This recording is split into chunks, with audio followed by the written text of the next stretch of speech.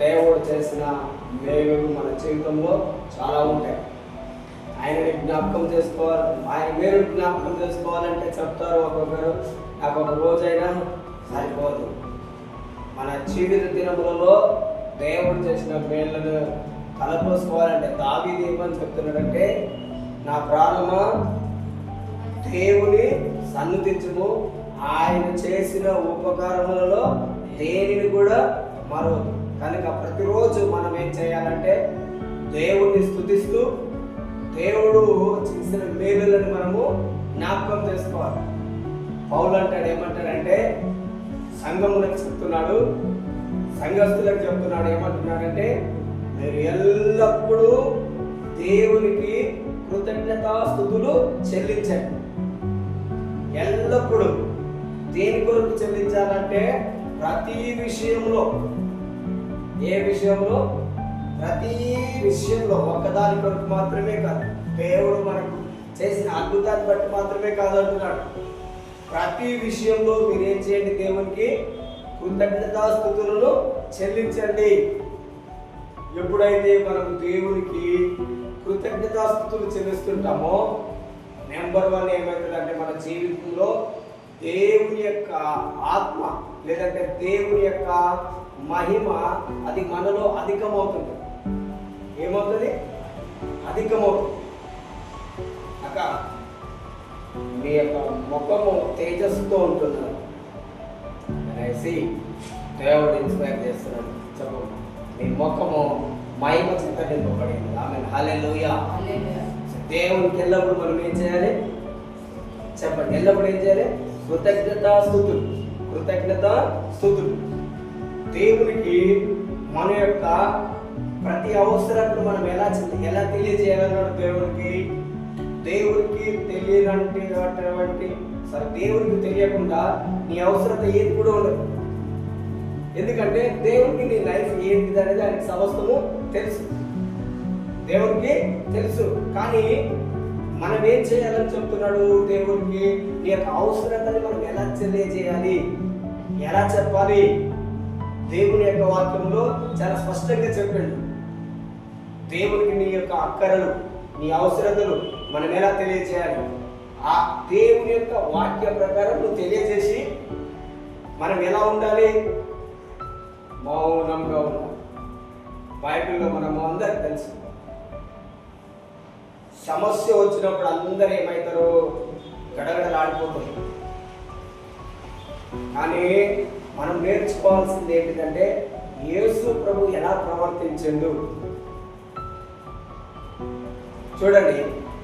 శిష్యులతో పాటు కలిసి యేసు ప్రభు ఒక ప్రాంతం నుండి మరొక ప్రాంతానికి వెళ్తుంటే ఆ రోజులలో వేరొక దగ్గరికి వెళ్ళాలంటే వాళ్ళు పడవల మీద వెళ్ళేవారు, దోణి మీద వెళ్ళేవారు, సముద్రంలో కానీ లేదంటే చెరువులలో సరస్సుల ద్వారా వెళ్ళేవారు. ఆ వెళుతున్న క్రమంలో ఏమైంది? ఆ సముద్రం మీద భయంకరమైనటువంటి తుఫాను చెలరేగింది. ఆ సమయంలో యేసు ప్రభు ఏం చేస్తున్నాడు? నిద్రపోతుంది. కానీ శిష్యులు ఏం చేస్తున్నారు?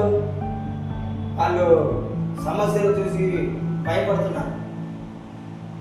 భయపడి నేనే ఆ సమస్యని చేయిస్తామని చెప్పి వాళ్ళు ఏంటిది వాళ్ళు అనుకోలేదు. వాళ్ళు చేసినటువంటి ఒక గుడ్ పని ఏంటిదంటే యేసు ప్రభు దగ్గరికి రావడం. వాళ్ళు చేసినటువంటి మంచి పని ఏంటిది? యేసు ప్రభు దగ్గరికి రావడం. సో యేసు ప్రభు ఎక్కడ ఉన్నాడు? దోణి యొక్క అమరములో. యేసు ప్రభు ఎందుకు దేవుడు దోణి యొక్క అమరములో ఉన్నాడంటే, యేసు ప్రభు దోణి యొక్క అమరములో అంటే అర్థం ఏంటంటే, ఒకవేళ దోణిలో కనుక ఒకవేళ అది పగిలిపోయింది అనుకోండి, దోణి లేదా పడవ అది పగిలిపోయింది అనుకో, ఫస్ట్ ఇబ్బంది వచ్చేది ఎక్కడెక్క? దోణి యొక్క అమరములో కిందలో. అదే అంటే దాని యొక్క అర్థం ఏంటిదంటే అమరం అనేది చాలా బలహీనమైనటువంటి స్థలం. అది అందరు ఎక్కడ ఉండాలనుకుంటారక? బలమైన చోటులో, బలమైన దగ్గర ఉండాలనుకుంటారు. కానీ యేసు ప్రభు ఎక్కడున్నాడు? బలహీనమైనటువంటి చోటులో ఉన్నాడు. అదే విధంగా దేవుడు కూడా నీ జీవితంలో ఎక్కడైతే బలహీనమైనది ఉంటుందో, నీ లైఫ్లో ఎక్కడైతే బలహీనత ఉంటుందో అక్కడికి ఆయన రావాలని ఇష్టపడతాడు. నీ బలహీనతలో దేవుడు నిన్నేం చేస్తాడు? బలపరుస్తాడు. వారి యొక్క బలహీనత దేవుడికి తెలిసే ముందే ఆ బలహీనమైన ప్రదేశంలోకి వెళ్ళిండు దేవుడు. ఎందుకు వెళ్ళిండు? ఆ ఓడ బ్రద్దలైపోకుండా ఉండాలని. దేవుడు కూడా, యేసు ప్రభు కూడా శిష్యులతో పాటు ఉండొచ్చు, కానీ ఆయన ఉండకుండా ఒక్కడే వెళ్ళి ఆ తోని అమరములో తలగడ మీద తలపెట్టి ఏం చేస్తున్నాడు? నిద్రపోతున్నాడు. నేను కాపాడేవాడనని దేవుడు వారికి ముందుగానే తెలియజేసింది. అందుకనే వాళ్ళు ఏం చేసారు? మంచిగా యేసు ప్రభు దగ్గరకు వచ్చి క్రింద వచ్చిన దానిని దేవుడు గ్రహిస్తున్నాడు, కానీ బయట మాత్రం వాళ్ళకి భయంకరంగా అనిపిస్తుంది. కనుకనే యేసు ప్రభుకి ఏంటి లేదు, అక్కడ చింత లేదు, బాధ లేదు, దుఃఖం లేదు. నీ లైఫ్లో ఎక్కడైతే బలహీనుడు అని నీకు అనిపిస్తున్నదో ఆ బలహీనత దగ్గర నువ్వు దేవుని చూసినట్లయితే, కాబట్టి చూడాలి, నీ బలహీనతలో నా యొక్క పిల్లలు బలహీనంగా ఉన్నారంటే నీ పిల్లలలో మొట్టమొదటిగా నువ్వు దేవుని చూడాలి. నా యొక్క జీవితం బలహీనంగా ఉన్నదంటే ఫస్ట్ ఆఫ్ ఆల్ నువ్వు దేవునిలో వాళ్ళని చూపించాలి. రెగ్యులర్గా నువ్వు చెప్పాలి, దేవుడు ఎక్కడో లేడు. చూడండి, సామెతలు 16 కీర్తన 16వ అధ్యాయము, వెరీ వెరీ ఫేమస్ స్క్రిప్చర్, ఇది అందరికీ తెలిసినటువంటిదే.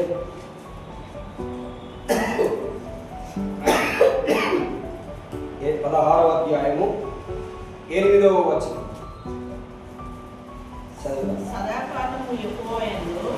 సదాకాలము యెహోవా యందు నా గురి నిలుపుచున్నాను, ఆయన నా కుడి పార్శ్వమందు ఉన్నాడు కనుక నేను కదల్చబడను. హల్లెలూయా. ఎల్లప్పుడూ నువ్వు చెప్పాలి మాట. రెగ్యులర్గా ఇది నీ నోటిలో ఉండాల్సినటువంటి వాక్య ధ్యానం. నువ్వు ఎప్పుడు చెప్పాలి. ఏం చెప్పాలి? సదాకాలం ఎంత చదవాలి తెలుసా? సదాకాలము. చిన్నగా చదువు. సదాకాలం అంటే నీ జీవితంలో ఎన్ని దినములుంటే అన్ని దినముల వరకు. ఇది భూమి మీద మాత్రమే ఉన్నప్పుడు కాదు, నీవు పరలోకంలో దేవునితో ఉన్నప్పుడు కూడా. సదాకాలం అంటే నీకు మరణం అనేది లేదు అన్నమాట. అర్థమైంది? సదాకాలం అంటే అర్థం ఏంటిది? నీ జీవితంలో నీకు మరణము లేదు. అందరూ ఏమనుకుంటారు? నేను ఈ భూమి మీద ఉన్నంత వరకే అని అనుకుంటారు. నేనేం చెప్తున్నా? నీకు మరణము లేదు. నేను ఒకసారి చెప్తున్నా, దేవునికి 2 కుటుంబములు ఉన్నాయి. ఎన్ని కుటుంబములు ఉన్నాయి? 2 కుటుంబములు ఉన్నాయి. ఒక కుటుంబం ఏమో భూమి మీద ఉన్నది, మరి యొక్క కుటుంబం ఏమో పరలోకంలో ఉన్నది. నీవు ఈ కుటుంబమును విడిచిపెడితే దేవుని యొక్క కుటుంబంలో చేరతావు. అంటే దాని యొక్క అర్థం ఏంటిది? నీ జీవితంలో నీకు మరణము లేదు. నీ యొక్క బాడీ అనేది, నీ దేహం అనేది ఈ భూమి మీద టెంపరీ, కొద్ది కాలం మాత్రమే ఉంటుంది. సదాకాలం ఉండదు. ఇక్కడ టెంపరవరీ. ఎవరైనా చూడండి, ఎంతమంది ఆదాము మొదలుకొని ఇప్పటి వరకు ఉన్న వాళ్ళు ఎవరైనా భూమి మీద ఉన్నారా? లేదు. ఎందుకు? టెంపరరీ. అబ్రహాము టెంపరరీగానే ఉన్నాడు. పేతురు, పౌలు టెంపరరీ. వాళ్ళు ఎక్కడికి వెళ్తారు? నిత్య నివాసం పొందం. అదే విధంగా నేను కూడా చెప్తున్నా, నీ జీవితంలో నీకు ఎప్పుడు కూడా ఏం లేదు, మరణం లేదు. నువ్వు ఈ లోకంలో ఒక యాత్రికుడివి. అందరూ యాత్రలకు అక్కడిక్కడ పోయేస్తుంటారు, వెకేషన్స్ అని వెళ్ళొస్తుంటారు. అక్కడికి వెళ్ళొచ్చినట్టు దేవుడిని నీయలు ఈ లోక యాత్రకు పంపించి ఉన్నాడు అంతే. పౌలు ఒక స్టేట్మెంట్ చెప్తున్నాడు. స్టేట్మెంట్ ఏమని చెప్తున్నాడంటే, నాకు చావైతే మేలే. ఎందుకు? నేను నా దేవునితో నేను ఎప్పుడు ఉండేదను, నా దేవునితో నేను ఉండాలి, నా దేవుని నేను చూడాలని ఆయనకు ఆసక్తి ఉన్నది. కింద ఏమంటున్నాడు? అయినను నేను ఈ భూమి మీద ఉండుట ఆయనకు మేలుకరమేమో. ఎవరికి నీవు ఈ భూమి మీద ఉంటే ఎవరికి మేలుకరము? చాలా మంది అంటారంటే నేను ఉండటం వలన నాకు ఏమీ లాభము, నా బ్రతుకు వలన నాకు ఏ సంతోషం లేదు, నాకు ఎవరి వలన నాకు ఆనందం రావట్లేదు అంటున్నావు. అంటే దాని యొక్క అర్థం ఏంటంటే నిన్ను దేవుణ్ణి నువ్వు చూసుకుంటలేవు. నీ గురి డిస్టర్బ్ అయిపోయింది. దేని వలన? ఈ లోకంలో వచ్చేటటువంటి ఇబ్బందుల వలన. ఈ లోకంలో నువ్వు మునిగిపోతున్నందువలన నువ్వేం చెప్తున్నావు? నా బ్రతుకులో నాకు నెమ్మది లేకుండా, సంతోషం లేకుండా ఉన్నది. సంతోషం ఎక్కడి నుంచి వస్తుంది? సంతోషం ఎక్కడి నుంచి వస్తుంది చెప్పండి? దేవుని నుండి. కింద ఇదే అధ్యాయంలో చూడండి, 16వ అధ్యాయంలో 11వ వచనం. 11వ వచనం. ఆ జీవ మార్గమును నీవు నాకు తెలియజేసేందుకు నీ సన్నిధిని సంపూర్ణ సంతోషము కలదు. నీ కుడి చేతిలో నిత్యము సుఖములు కలవు. Amen. Praise the Lord. Hallelujah. దేవుడు ఏం చెప్తున్నాడు? నీ సన్నిధిలోనే నీకు సంతోషం ఎక్కడి నుంచి రావాలి అని చెప్పండి. ఎక్కడి నుంచి రావాలి నీకు? చాలా మంది సంతోషం కొరకు ఈ మధ్య ఏం చేస్తారు ఎట్లా? Laughing therapy. ఇప్పుడు బాడీ థెరపీ అని ఎట్లా పెట్టారో లాఫింగ్ థెరపీ, మైండ్ థెరపీ అని ఇట్లాంటివి ఎలా నవ్వాలో ప్రాక్టీస్ చేస్తారు, చాటిస్తారు. ఎలా నవ్వాలి అనేది ప్రాక్టీస్ చేస్తారు. దేవుని నుండి వచ్చే దాని కొరకు మనం ఏది కూడా ప్రాక్టీస్ చేయని అవసరం లేదు. చెప్పండి, దేవుని దగ్గర నుంచి ఏదైతే నీకు వస్తుందో దానికి నువ్వేం చేయని అవసరం లేదు. శరీరానుసారంగా ఏది కూడా నువ్వు ప్రాక్టీస్ చేయని అవసరం లేదు. కానీ దేవుడు ఏమంటున్నాడు ఇక్కడ? నీకు తెలియాలి, నీకు కావాల్సినది సమస్తము ఎక్కడి నుండి వస్తుంది, నీకు అవసరమైన ప్రతిదీ ఎక్కడి నుండి వస్తుంది, నీ అవసరత ఎలా తీర్చబడుతుంది, నీకేం తెలియాలి? ఫస్ట్ ఆఫ్ ఆల్ తెలియాలి. తెలియకుండా అది నీ లైఫ్ లోకి రాదు. ఇక్కడ దేవుడు ఏం చెప్తున్నాడు? నేనేం చెప్తున్నాను? సదాకాలం అంటే మీనింగ్ ఏం చెప్తా? నిత్యము. దానితో పాటు వన్ వర్డ్ ఏం చేసిన ఏంటిదంటే సదాకాలం అంటే నాకు ఎప్పుడూ మరణం అనేది లేదు. ఈ వాక్యం చదివినప్పుడల్లా నువ్వు జ్ఞాపకం చేసుకోవాలి. ఈ వాక్యం ఎవరికైనా ఇబ్బంది ఉంటే చైర్లో కూర్చోండి, ప్రాబ్లం లేదు. ఇప్పుడు మనకు అన్ని ఫుల్ చైర్ కావాలి, స్నానం అడుగుదాం. అందరు చైర్లలో కూర్చోవాలి, అందరు మంచిగా ప్రశాంతంగా. ఎందుకంటే కింద కూర్చొని నొప్పులతోటి దేవుని యొక్క వాక్యం వినడానికి ఇబ్బంది పడుతుంది. అలా ఉండొద్దు. నా యొక్క ఆశ ఏంటిదంటే మన చర్చ్ ఏసీ చర్చ్ లాగా ఉండాలని. ఎలా ఉండాలి? AC church. ఎందుకంటే తెలుసా, మా ఫ్రెండ్ ఎప్పుడు చెప్తారు, cinema theatres AC halls, restaurant bar AC, ఇంకా వేరే అన్నీ ఏసీ ఉంటున్నాయి. నాకు పోయి ఈ యొక్క ఎండాకాలం సమయంలో ఏసీ పెట్టాలనిపించింది. నెక్స్ట్ ఇయర్ ఎండాకాలం మొదటల్లా నల్గొండలో మొట్టమొదటిగా మన చర్చ ఏసీ చర్చ్ ఉంటుంది. మొట్టమొదటిగా ఒకవేళ ఏమైనా పెడతాను దేవుని స్తోత్రము. ఎందుకంటే దేవుణ్ణి ఆరాధించే నీకు దేవుడు అన్ని ఇస్తాడు, అన్ని నీలోనే ఉంటాయి. మీరు రెగ్యులర్ చెప్పండి, మా దేవుడు సంఘం, ఏ సంఘం పోయినా నిన్ను బట్టి ఆశీర్వదించబడాలి. నువ్వు ఎక్కడున్నా నువ్వు చెప్పండి, నేను కాలేడు, నేను ఒంటరి వాడిని కాదు, నాతో పాటు దేవుడున్నా. దేవుడు ఏ స్థలంలో అడుగు పెడితే ఆ స్థలం అంతా మారిపోతుంది. ఆమేన్. హల్లెలూయా. నీవు దేవుడు ఏకమైన. ఎవరెవరు? అందరూ చెప్పండి, నీవు దేవుడు ఏమైనారు? ఏకమైనారు. నువ్వు వేరు, దేవుడు వేరు. ఎప్పుడైతే నీవు దేవుడు వేరు చూస్తున్నావు అనుకో, నీ లైఫ్ లో ఎప్పుడూ అద్భుతం ఉండదు. నీ లైఫ్ లో ఎప్పుడు కూడా అద్భుతం ఉండదు. ఎందుకంటే దేవుడు ఏమంటున్నాడు? పౌలును చూసి నువ్వు నేర్చుకోవాలి.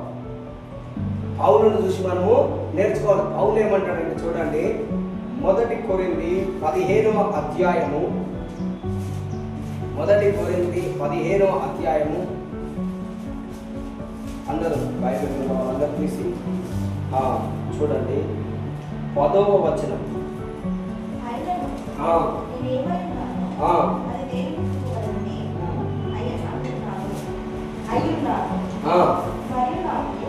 మరియు నాకు అనుగ్రహింపబడిన ఆయన కృప నిష్ఫలము కాలేదు, కానీ వారందరికంటే నేను ఎక్కువగా ప్రయాసపడినది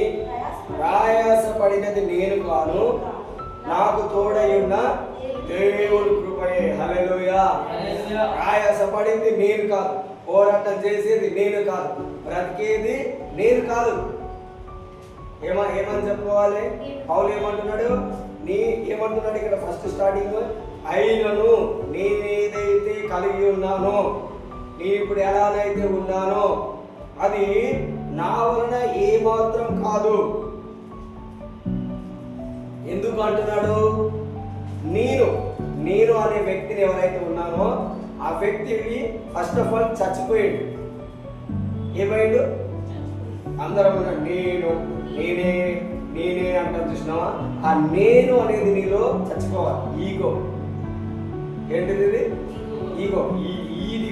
ఇది ఎప్పుడైతే మనలో ఉంటుందో నువ్వు దేవుల్లో అంటు కట్టబడలేవు. దేవుల్లో నువ్వు అంటు కట్టబడాలంటే నేను అనేది చచ్చిపోయి నేను కాదు దేవుడే అనాలి. ఏం రావాలి నీకు? దేవుడే. పౌలు ఏమంటాడు కదా ఇంకో దగ్గర? నేను కాదు జీవించేది, క్రీస్తే నాలో నివసిస్తున్నా. ఎవరు నీలో నివసిస్తున్నారు? అంటే ఆయన ఏమైండు? నేను అనేది ఏమైపోయింది? ఆయనలో చచ్చిపోయాడు. నేను కాదు. నువ్వు కూడా అలాంటి మెచ్యూరిటీలోకి రావాలి, అలాంటి అభివృద్ధి నీలోనికి రావాలి.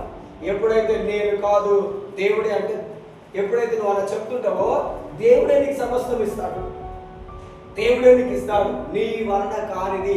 ఇక్కడ పౌలు ఏమంటున్నాడు చూడండి, నేను ఎంతో కష్టపడ్డాను. మీరు తర్వాతకి చదవండి 2వ కొరింథీయులలో ఆయన చెప్తాడు 9వ అధ్యాయంలో తర్వాతకి ఆయన ఎన్ని శ్రమలు పడ్డాడో, ఎన్ని కష్టాలు పడ్డాడో ఆయన ఎక్స్ప్లెయిన్ చేస్తాడు. ఆయన శ్రమలు, బాధలు, కష్టములు, ఇబ్బందులు, దుఃఖములు, ఎలా ఎవరు నన్ను హింసించినాను, ఎలా దెబ్బలు తిన్నాను, ఎన్నిసార్లు రాళ్ళతో కొట్టబడ్డాను, ఎన్నిసార్లు కరోనా దెబ్బలు తిన్నాను, ఎన్నిసార్లు పెద్దములతో కొట్టబడ్డాను, ఎన్నిసార్లు దొంగల వలన, అన్యజనుల వలన, స్వజనుల వలన, సంఘం వలన ఎంతగా నేను హింసించబడ్డానో అని ఆయన చెప్తూ ఆయన ఏమంటాడంటే, ఆయనను ప్రయాసపడింది అసలు నేను కానే కాదు.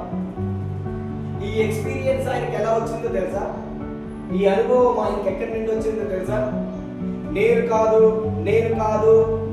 అని ఎలా చెప్తున్నాడంటే, ఆయనని మొట్టమొదటిగా దేవుడు ఎక్కడ దర్శించిండు? దమస్కు మార్గంలో ఉంటున్నాడు. ఆ మార్గంలో దేవుడు ఆయనకు కనిపించి, ఎలా కనిపించింది దేవుడు ఆయనకి? వెలుగు అని. ఎలాంటి వెలుగు ఇది? సూర్యుని కంటే కూడా మహా తేజస్సుతోటి వెలుగుతున్న వెలుగుతోటి దేవుడు ఆయనతో మాట్లాడింది. ఆయన మాట్లాడినటువంటి నెంబర్ 1 మాట ఏంటిదో తెలుసా? సౌలా సౌలా నన్ను ఎందుకు? ఎవరిని ఆయన హింసించిండు? ఆయన హింసించింది ఎవరిని? దేవుని యొక్క బిడ్డలని. ఎవరిని చెప్పండి? అందరూ చెప్పండి. ఎవరిని హింసించిండు? దేవుని యొక్క బిడ్డల్ని. ఎందుకు ఆయన హింసించిండు? క్రీస్తు దేవుడు కాదు. ధర్మశాస్త్రమును మాత్రమే నువ్వు వెంబడించాలి. యేసు ప్రభు వచ్చి ధర్మశాస్త్రముని మొత్తం కొట్టేసిండు, సబ్బాతు దినమును స్వస్థపరిచిండు, సబ్బాతు దినమును అద్భుతాలు చేసిండు. కానీ ధర్మశాస్త్రము అలా చేయలేదు అని చెప్పేసి యేసు ప్రభుని ఎవరైతే వెంబడిస్తున్నారో వాళ్ళందరినీ ఏం చేస్తుండు? హింసిస్తుంటే ఆయన యెరూషలేములో నుండి దమస్కులో ఉన్న దేవుని బిడ్డల్ని హింసించడానికి పోతున్నాడు. ఆ మార్గంలో దేవుడు ఆయనకి ప్రత్యక్షమై ఆయన ఏమంటున్నాడు? సౌలా, ఎవరు అంటున్నారు ఈ మాట? చెప్పండి ఎవరు అంటున్నారు? దేవుడు అనే మాట, లేదంటే క్రీస్తు అనే మాట గట్టిగా చెప్పలేకపోతున్నారా? ఎవరు క్రీస్తుని హింసిస్తుంటే అప్పుడు ఆయన ఏమంటున్నాడు? ప్రభు ఏమంటున్నాడు? ఆయన చెప్పినటువంటి మాట ఏంటి తెలుసా? పౌలు ఏమన్నా, ప్రభువా ఎవరు నీవు? ఎమ్మటే టోన్ చేంజ్ అయిపోయింది చూడు. ప్రభువు అంటున్నాడు. ప్రభువా నువ్వెవరు అంటే ఆయన అంటున్నాడు, నీవు హింసిస్తున్న నజరేయుడైన యేసుని. ఆయన అక్కడ చెప్పాల్సిన మాట ఏంటిదంటే, నువ్వు నా ప్రజలను హింసిస్తున్నటువంటి దేవుడిని నేనే అని చెప్పాలి. కానీ ఆయన ఏమంటున్నాడు? నీవు హింసించుచున్న నజరేయుడైన యేసుని. మనం కూడా చాలా సార్లు యేసు ప్రభుని హింసిస్తాం, మాటలతో, క్రియలతో దేవుని ఎంతో గాయపరుస్తాం. మార్పు అనేది లేకపోవడం వల్ల, మారు మనసు దేవుని యొక్క వాక్య ప్రకారం మనకు లేకపోవడం వలన దేవుని ఏం చేస్తాము? హింసిస్తాం. పౌలు దేవుణ్ణి హింసించడానికి కారణం ఏంటిది? ఆయనకు మారు మనసు లేదు. పౌలు ఎలాంటి వ్యక్తి తెలుసా? పౌలు ధర్మశాస్త్రమునందు నిష్ఠ కలిగినటువంటి పరిసయ్యుడు. నీకన్నా ధర్మశాస్త్రం అంటే ఏంటిదంటే మొదటి 5 అధ్యాయం మొదటి 5 పుస్తకం. ధర్మశాస్త్రం అంటే ఏంటిది? మొదటి 5 పుస్తకములు. ఏంటి ఆ మొదటి 5 పుస్తకములు? పాత నిబంధనలో ఉన్నటువంటి మొదటి 5 పుస్తకములు ఏంటి చెప్పండి? ఆది కాండము, నిర్గమకాండము, లేవియ కాండము, సంఖ్యాకాండము, ద్వితీయోపదేశ కాండం. ద్వితీయోపదేశ కాండం అంటే అర్థం ఏంటిది? ద్వి అంటే 2, ఉపదేశం అంటే మరలా చెప్పిండు. ఎవరు చెప్పేది ఇది? మోషే దేవుని దగ్గర నుంచి ఏవైతే పొందుకున్నాడో వాటన్నిటిని మరలా ఉపదేశించింది. ఎక్కడ? మోయాబు దేశము దగ్గర. ఎప్పుడైతే దేవుడు ఆయనకు ప్రత్యక్షమై, ఇదిగో మోషే, నీ జనుల వలన నేను చెప్పిన మాట చేయకుండా నువ్వేం చేసినావు? ఆ రాయిని, అసలు దేవుడు ఏమన్నాడంటే నువ్వు పలికితే జరుగుతుంది అన్నాడు. ఆయన జనుల మీద కోపపడి ఆ కోపాన్ని తీసుకుపోయి దేవుని మీద చూపించింది. డేంజరస్. దేవుని మీద నువ్వు ఎప్పుడైనా కోపం పడకూడదు. దేవుడు ఏం చేయడం నువ్వు అనుకుంటావు. సనుగులు, కోపం, ఇది డేంజరస్. ఫస్ట్ ఆఫ్ ఆల్ ఆ మాట అనడానికంటే ముందు మనల్ని మనం ఏం చేయాలి? పరీక్షించుకోవాలి. పౌలు అదే చెప్తాడు, నిన్ను నువ్వు పరీక్షించుకున్నట్లయితే ఏం చేయాలి? మనల్ని మనము చూడండి 2వ కొరింథీ, వెరీ వెరీ ఇంపార్టెంట్. 2వ కొరింథీ 13వ అధ్యాయము 5వ వచనం. మీరు విశ్వాసము గలవారై ఉన్నారో లేదో మిమ్మును మీరే శోధించుకొని చూచుకొనిడి, మిమ్మును మీరే పరీక్షించుకొనిడి. మీరు భ్రష్టులు కానియడగా యేసు క్రీస్తు మీలో ఉన్నాడని మిమ్మును గురించి మీరే. దేవుడు ఎక్కడున్నాడని చెప్తున్నాడు పౌలు. ఈ వాక్యం మంచిగా చదవండి. ఏమని అంటున్నాడు? మీరు భ్రష్టులు కాని ఎడలా. మీరు ఎలా భ్రష్టులు అవుతారంటున్నాడు? మీ విశ్వాసము సరిగ్గా ఉన్నదా లేదా? నీ లైఫ్ నువ్వేం చేయాలి? ప్రతిరోజు చెక్ చేసుకోవాలి. ఏం చేయాలి చెప్పండి? నువ్వు పరీక్షించుకోవాలి. నా లైఫ్ ఎలా ఉన్నది?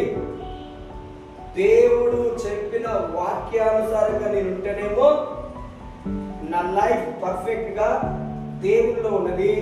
ఒకవేళ దేవుని యొక్క వాక్యానుసారంగా నేను లేదనుకో, నేను ఆల్రెడీ భ్రష్ట క్రియల్లో ఉన్నాను. ఎక్కడున్నాను? దేవుడు మీరు భ్రష్టులై ఉన్నారు. దేవుని నమ్ముకున్నా ప్రభువుని ఆరాధిస్తున్నా, ప్రార్థనకు వస్తున్నా, యేసు యొక్క ప్రభు యొక్క రక్తమును శరీరమును తిని తాగుతున్నప్పటికీ పౌలు ఏమంటున్నాడు? నీ యొక్క విశ్వాసముని నీవు పరీక్షించుకొని చూసుకున్నప్పుడు నీలో ఏదైనా భ్రష్టత్వం కనిపిస్తే ఫస్ట్ ఆఫ్ ఆల్ ఆ భ్రష్టత్వం విడిచిపెట్టు. నిన్ను నువ్వు పరీక్షించుకుంటే అప్పుడు దేవుడే నీలో ఉంటాడు, యేసు నీలో ఉన్నాడని నీకు తెలుస్తుంది.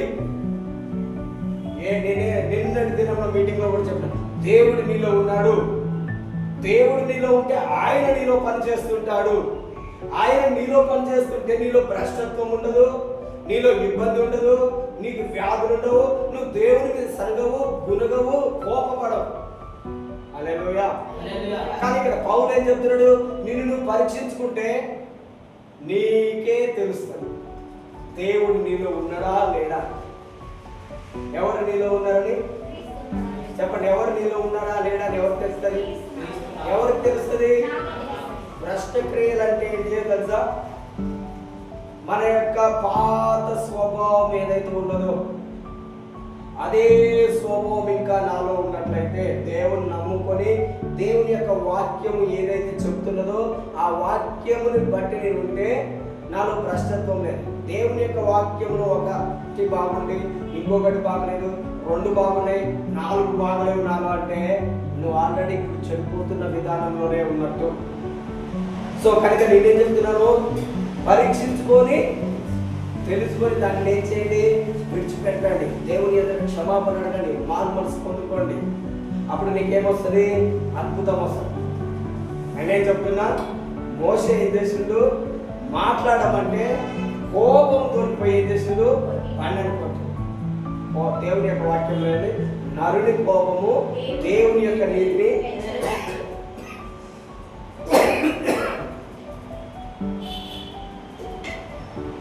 ఏం చేయదన్నది? నీతిని ఏం చేయదు? నెరవేర్చు. దేవుడు ఏం చెప్పిండు? నీకు ఒక ప్రామిస్ ల్యాండ్ ఉన్నది. ఏమున్నది? అందరు చెప్పండి, ఏమున్నది? వాగ్దానం ఉన్నది. వాగ్దాన భూమి నేను వాగ్దానం చేశాను. దేవుడు నీకు కూడా వాగ్దానం చేసాడు. దేవుడిని నమ్మినప్పుడు ఇజ్రాయేలీయుల యొద్దకు వెళ్ళి మోషే ఏం చెప్పిండు? ఇదిగో దేవుడు నీకు ఒక వాగ్దానం చేస్తున్నాడు. నువ్వు ఈ కష్టంలో, ఈ బానిసత్వంలో ఉండకుండా నీవే రాజుగా, నీవే యజమానుడుగా, నీ అంతటి నీవు బ్రతికే స్వతంత్ర బ్రతుకు. నువ్వు ఏ బ్రతికేది? అందరు చెప్పండి, స్వతంత్ర బ్రతుకు. అందరు చెప్పండి, ఏ బ్రతుకు? స్వతంత్రం కలిగినటువంటి బ్రతుకులు దేవుడు నీకు ఇస్తానంటున్నాడు. నువ్వు దేవుని నమ్మినట్లయితే ఆ యొక్క చీకటి బంధకముల నుండి, ఐగుప్తు శాపముల నుండి ఇదిగో నువ్వు బయటికి రా అన్నప్పుడు బయటికి నేను వస్తా. కానీ నేను ఎక్కడ ఉండాలి? నాకు స్వతంత్రం ఉండదంటున్నావు, నాకు దేవుడు పొగం ఇస్తాడంటున్నావు, భూమి ఇస్తాడంటున్నావు, బాగానే ఉన్నది. నేను ఏం చేయాలంటే దేవుడు ఆయనకు వాగ్దానం ఇస్తున్నాడు. ఆ దేశం ఎలాంటి దేశం అంటే పాలు తేనెలు ప్రవహించేటటువంటి దేశము. ఆ దేశంలో నువ్వు పని చేయాల్సిన పని ఉండదు. ఇప్పటికే దేవుడు సమస్తం అక్కడ నిర్మించి ఉన్నాడు, తోటలేసి ఉన్నాడు. దేవుడు నీ కొరకు ఇల్లు కట్టించి ఉన్నాడు. నువ్వు కట్టనటువంటి ఇళ్లలో నువ్వు నివాసం చేస్తావు. హల్లెలూయా. ఆ వాగ్దానం దేవుడు ఏం చేసిండు? ఇజ్రాయెల్ ప్రజలందరికీ వాగ్దానం చేస్తే వాళ్ళు ఆ వాగ్దానం పట్టుకొని వస్తూ ఆ వాగ్దానం మధ్యలోనే మర్చిపోయి దేనికి మర్చిపోయారు? దేనికి మర్చిపోయారు తెలుసా? ఆయాసము. దేని వలన? ఆయాసం. దేవుడి మీద కోపపడడం, సనుక్కొనబడడం. యాక్చువల్గా దేవుడు చెప్పినటువంటి ఆ వాగ్దానం భూమికి ఎన్ని రోజులు పడుతుంది తెలుసా? 11 రోజులే. ఎన్ని రోజులు? ఎన్ని రోజులు చెప్పండి? 11 డేసే. ఆ 11 రోజులలో వాళ్ళు రీచ్ కావాలి. కానీ ఎందుకు మనకు అన్ని రోజులు పట్టింది? బికాస్ దేవుని యొక్క మాటని వారు నమ్మలేదు. ఏం నమ్మలేదు వారు? చెప్పండి, ఏం నమ్మలేదు? దేవుని మాట నమ్మనందు వలన ఎన్ని సంవత్సరాలు అయింది? 40 సంవత్సరములలో దేవుడు ఎవరికైతే వాగ్దానం చేసిన వాళ్ళందరూ చచ్చిపోయింది. వాళ్ళకు హెవెన్, ఆ హెవెన్కి చేరుకోలేదు. నీకు కూడా వాగ్దానం ఉన్నది, హెవెన్ ఉన్నది. ఆ హెవెన్కి వెళ్ళక ముందుకే దేవుడి మీద సరికి గురికి బాధపడి అయ్యో ఊని లోపల ఇక్కడ నీకు రోగాలు, కష్టాలు, ఇబ్బందులు అన్నీ అధికమవుతుంది, దుఃఖం అధికమవుతుంది, ఇబ్బందులు అధికమవుతుంది. దేవుడు చెప్పిన వాక్యం మర్చిపోతున్నాం. ఆ టైం కల్లా నువ్వు చచ్చిపోతుంది. నీ ఆశీర్వాదములు, నీ దీవెనలు, నీ మేలులు వచ్చే సమయం కల్లా మనం అవి చూడట్లేదు. ఏదైతే మనం వాటిని చూడట్లేదు. ఆ చూడకపోవడం వలన ఎందుకు చూడట్లేదు? ఫ్రస్ట్రేషన్. ఏముంటుంది మనకు? ఏంటిది? నేను ప్రేయర్ చేసిన ఏం కావట్లేదు. దేవుడు ఇంకెంత నమ్మాలి, నా విశ్వాసం అంటున్నాం. అది నీదేది కూడా పని చేయట్లేదు. ఏం పని చేయకపోయేసరికి మనకి ఏమొస్తుంది? ఎలా అనేదే అయిపోతుంది. టెన్షన్. దానివల్ల లేనిపోని ఇబ్బందులు, రోగాలు, కష్టాలు వస్తాయి. ఆటోమేటిక్గా మన గురి దేవుని మీద నుండి తొలగిపోతాయి. ఈ సమస్యల మీదనే ఫోకస్ అధికమైనది.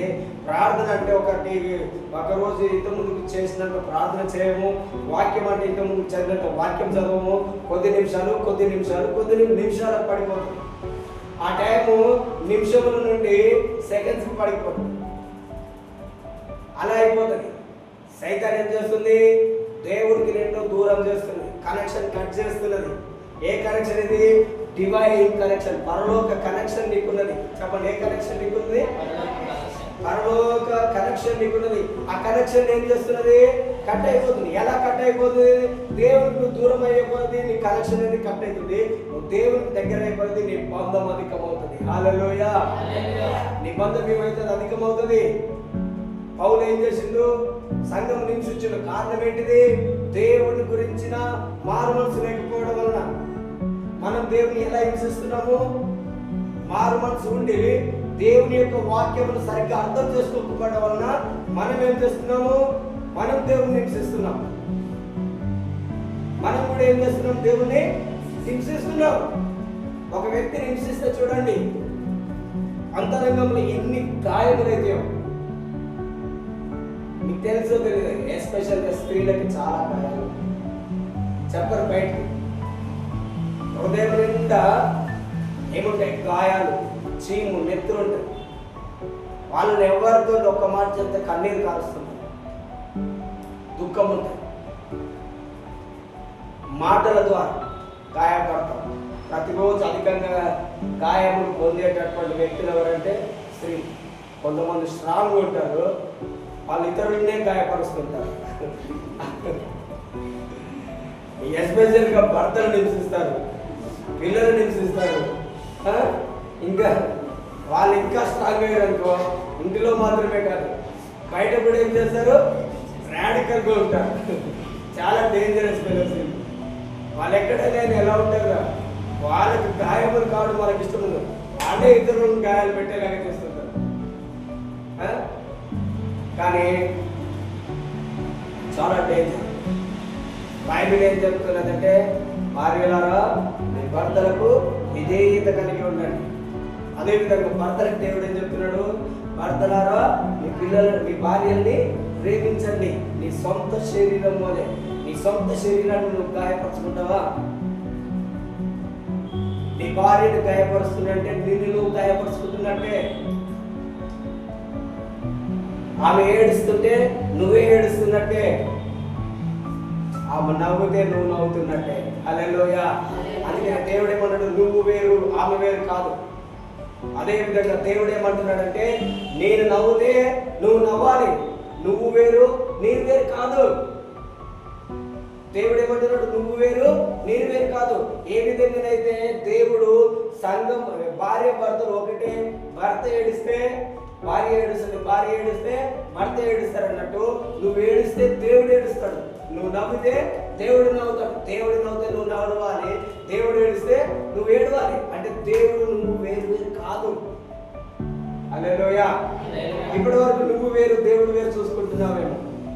నీ లైఫ్ లాంగ్, నీ జీవితకాలం అంతా నేను వేరు దేవుడు వేరు అనుకుంటే నీకు అసలు నువ్వు క్రిస్టియన్ లైఫ్ జీవిస్తున్నావు. అర్థమైంది? ఏం జీవిస్తున్నావు? చెప్పండి. క్రైస్తవ జీవితంని జీవించట్లేము. క్రైస్తవ జీవితం అంటే ఏంటిది? క్రైస్తవ జీవితం the definition, the meaning. Christian అంటే ఏంటిది? క్రీస్తు పోలి జీవించడం. Very good. సి క్రైస్తవ జీవితం అంటే అర్థం ఏంటంటే క్రీస్తే నాలో జీవించాలి. ఏంటిది? క్రీస్తే ఎక్కడ జీవించాలి? క్రీస్తే నీలో జీవిస్తే మరి నువ్వు, నేనేం చెప్పినా నువ్వు అనేది చచ్చిపోవాలి. అందరూ జనరల్గా సామాజిక ఒక్క వరలో 2 కత్తులు. అదే విధంగా ఒక్క బాడీలో 2 లైఫ్లు ఉండవు. దురాత్మలు అయితే ఉంటాయి. ఒక వ్యక్తిలో 6000 దురాత్మలు ఉన్నాయి. అవి కాంప్రమైజ్ అయిపోతాయి. ఏమైతే అయ్యేది? కాంప్రమైజ్. ఓ నువ్వు చేతిలో ఉంటే నేను ఈ చేతిలో ఉంటాను, నువ్వు నడుములో ఉంటే నేను కాళ్ళలో ఉంటాను, నువ్వు తలలో ఉంటే నేను కళ్ళలో ఉంటాను, నువ్వు హార్ట్లో ఉంటే నేను లంగ్స్లో ఉంటాను, నువ్వు లంగ్స్లో ఉంటే నేను బ్రేకులలో ఉంటాను, నువ్వు రక్తంలో ఉంటే నేను ఎముకలలో ఉంటాను. ఒకదానికొకటి ఏమైతే కాంప్రమైజ్ అయ్యి 6000 అయిన ఉంటాయి, 12,000 అయిన ఉంటాయి. అర్థమైందా? ఎవ్రీ డీమన్ ఉంటే. కానీ దేవుడు ఏం కోరుతున్నాడు? నేను వస్తే నాకు సమస్తం కావాలి. ఏం కావాలి? సగం నాకు ఇయ్యద్దు. ప్రభువా నాకు నీ యొక్క హృదయం మాత్రమే ఇస్తా. ఇంకా మిగతాదంతా నా ఇష్టం వచ్చినట్టు ఉంటా అంటే దేవుడు అంటాడు బాయ్ చెప్పేస్తాడు. నీకు నాకు కనెక్షన్ కదలట్లేదు. దేవుడు ఏమంటాడు? విశ్వాసకి అవిశ్వాసకి సంబంధము లేదు. దేవుడు ఏమంటున్నాడు? నీ దేహమంతా నా యొక్క ఆలయం, నీ దేహమంతా నాకు కావాలి, నేను మాత్రమే నీలో ఉంటా. హల్లెలూయా. గట్టి చెప్పండి. హల్లెలూయా. నేను మాత్రమే నివసిస్తా, సంచరిస్తా అంటున్నాడు దేవుడు. ఎలా సంచరిస్తానంటున్నాడు? నీ యొక్క హృదయంలో సంచరించడం అంటే అర్థం ఏంటో తెలుసా? మీనింగ్ సంచరించడం అంటే అర్థం ఏంటంటే దేవుడు నీలోకి వచ్చి సంచరించడం అంటే ఏమనుకుంటున్నారు? ఆయన ఎక్కడ సంచరిస్తాడంటే నీ యొక్క కళ్ళలోకి రాస్తాడు, నీ చేతులలోకి వస్తాడు, నీ యొక్క హృదయంలో నుండి నీ యొక్క అవయవములన్నింటిలోకి ఆయన వచ్చి ఆయన నిన్ను సమస్తమును నింపేస్తాడు. హల్లెలూయా. సంచరించడం అంటే ఏంటిది? ఆయన నీలో ఉన్న ప్రతి అణువులోకి వెళ్ళి నీలో ఏ బలహీనత ఉంటుందో ఆ బలహీనత అన్నింటినీ తోసేస్తాడు దేవుడు బయటకు. హల్లెలూయా. గట్టి చెప్పండి. హల్లెలూయా. క్రైస్తవ జీవితం అంటే క్రీస్తు జీవించేటటువంటి జీవితం. ఎవరు జీవించే జీవితము? చెప్పండి. ఎవరు జీవించే జీవితము? క్రీస్తు జీవించాలంటే నీవు ఉండకూడదు. నేను అనేది ఎప్పుడు చచ్చిపోయాను? చెప్పండి. ఒకటి క్రీస్తు నామములోకి వచ్చినప్పుడు. రెండవది వెరీ గుడ్, బాప్టిజం తీసుకున్నప్పుడు నువ్వు ఏమైపోయినావు? చెప్పండి. ఏమైపోయినా మనం క్రీస్తుతో పాటు పాతి పెట్టబడ్డామని దేవుని యొక్క వాక్యంలో ఉంటుంది. నువ్వు బాప్టిజం తీసుకున్నప్పుడు యేసుతో పాటు పాతి పెట్టబడుతున్నావు. పాతి పెట్టబడినటువంటి వ్యక్తి యేసు పునరుద్ధానుడై నీలోకి వచ్చి జీవిస్తున్నాడు. హల్లెలూయా. అప్పుడు నేను నా ఓల్డ్ పాతది అంతా ఏమైపోయింది? గతించిపోయి చచ్చిపోయి పాతి పెట్టేసింది నన్ను. అప్పుడే మనమందరం ఏమనుకుంటున్నామంటే నేను చచ్చిపోయిన తర్వాత అందరూ నన్ను సమాధి చేస్తారు అనుకుంటున్నాం. ఈ రోజుల్లో ఒక క్రొత్త ట్రెడిషన్ ఏంటి వింటున్నది ఏంటంటే వాళ్ళు ఈ లోకంలో కొంచెం డబ్బులు ఎక్కువ వాళ్ళు చచ్చిపోకముందుకే వాళ్ళకి సమాధులు కట్టించుకుంటారు. చూసిరా? చచ్చిపోకముందుకే వీళ్ళు నాకు మంచి సమాధి కట్టారో నన్ను ఎలా చేస్తారో అని చెప్పి ఎంత ప్రేమ ఉంది ఆయనకి దేహం మీద, ఎంత ప్రేమ. ఏమైపోతుంది ఎంత చచ్చిపోయిన 3 రోజుల కంట బాడీ అంతా డీకంపోజ్ అవుతుంది. ఆ 3 రోజుల నుంచి ఒక వారం రోజుల్లో నీ బాడీ అంతా నీకు ఇప్పుడు ఇది ఫ్లెష్, ఆ ఫ్లెష్ అంతా వెళ్ళిపోతుంది. 1 మంత్లో నీకేమున్న స్కెల్టన్ ఉంటుంది. ఏముంటుంది? స్కెల్టన్ అంటే ఎముకలు మాత్రమే ఉంటాయి. 1 నెలలే ఆ తర్వాత ఏముండదు నీకు అక్కడ. దాని కొరకు శృంగారిస్తున్నాం మనం. దాని కొరకు ఇప్పటి నుంచి వాళ్ళందరూ ఏం చేస్తున్నారు? ప్రయాసం. ప్రభు ఏమంటున్నాడు అంటే, అయ్యా నీ ప్రయాసం ఈ భూమి మీద కాదు, నీవు ప్రయాసపడాల్సింది పరలోకంలో సంపాదించుకోవడానికి, ధనమును సంపాదించుకోవడానికి ప్రయాసపడండి. హల్లెలూయా. ఎక్కడ నువ్వు సంపాదించుకోవాలి? దాని మీనింగ్ ఏం చెప్తున్నాడు దేవుడు? చిరకాలం ఇక్కడ నీకు లైఫ్ లేదు, నీ లైఫ్ చిరకాలం పరలోకంలో ఉన్నది. అందుకని నేను ఫస్ట్ వర్డ్ ఏం చెప్తాను? నీ గురి సదాకాలము ప్రభునందు నిలుపాలి. సదాకాలం అంటే మీనింగ్ ఏంటిది? నీకు మరణం అనేది లేదు. ఏం లేదు నీకు చెప్పండి, అందరూ చెప్పండి. సదాకాలం నీకేమున్నది? మరణముగా. మరణం అనేది నీకు నీ జీవితంలోనే లేదు. అందుకని మరణం గురించి భయపడకండి, ఎందుకంటే నువ్వు ఆల్రెడీ మరణించి తిరిగి లేచినటువంటి వ్యక్తిని. హల్లెలూయా. హల్లెలూయా. పౌలు ఎవరిని హింసించిండు? యేసు ప్రభు హింసించాడు. కానీ మనం జనరల్ గా చూసేది ఎవరిని? ప్రజలని. కానీ దేవుడు ఏం చూస్తున్నాడు? ప్రజలంటే ఎవరో కాదు, నేనే. ప్రజలంటే సంఘం అంటే ఎవరో కాదు, నేనే. ఇప్పుడు నువ్వంటే ఎవరో కాదు, దేవుడివే, యేసయ్యవే. నువ్వు యేసువే నీలో ఉన్నాడు. ఈ యొక్క ఆలోచన నీకు రావాలి. అందుకనే పౌలు ఏమన్నాడంటే, నేను ఏదైతే ఇప్పుడు అయ్యున్నానో ఇప్పుడు నేను కాదు, నన్ను కొడుతున్న వాళ్ళు. నాకు ఈ ఎక్స్పీరియన్స్ తోటి ఇది నేను తెలుసుకున్నా. అందుకనే నేను తిరిగి ఎవరిని కొట్టలేదు. కారణం ఏంటిది? యేసు ప్రభువుని కొట్టిన వారిని ఆయన ఎవరు కొట్టలేదు. నాలో ఇప్పుడు యేసయ్య ఉన్నాడు, నేను ఎలా కొడతాను? పౌలు ఎలాంటి వాడు తెలుసా? అప్పట్లో ధర్మశాస్త్రం పాటించేటప్పుడు ఆయన దగ్గరికి రావాలంటే గడిగడ్డ వాడిపోయేవాడు. పౌలు హైట్కి ఏమో చాలా పొట్టివాడు. బైబిల్లో ఉన్నది, చదివారు ఎక్కడైనా? సీరియస్, బైబిల్లో ఉన్నది. మీరు 2 కొరింథీ 13 అధ్యాయాలు ఉంటాయి. మీరు ఎప్పుడు నెక్స్ట్ వీక్ మీరు చదివి ఆ స్క్రిప్చర్ తెలుసుకొని రావాలి.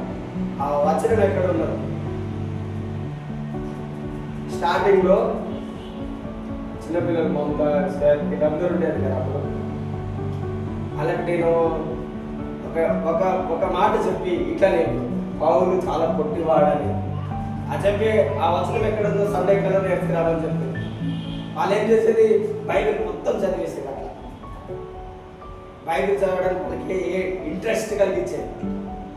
సో మీరు కూడా ఏం చేయండి? ఒక రిక్వెస్ట్, గూగుల్లో మాత్రం టైప్ చేయండి. స్మార్ట్ అంటారు, గమ్మటే టైప్ చేసి తెలుసుకొస్తారు. టైం ఎవరు వెయిట్ చేస్తారని ఎంత స్మార్ట్ ఉన్నారు, ఏ ఇది ఉన్నది అని చెప్పేసి ఎమ్మటే ఏం చెప్తుంది కూర్చోదండి.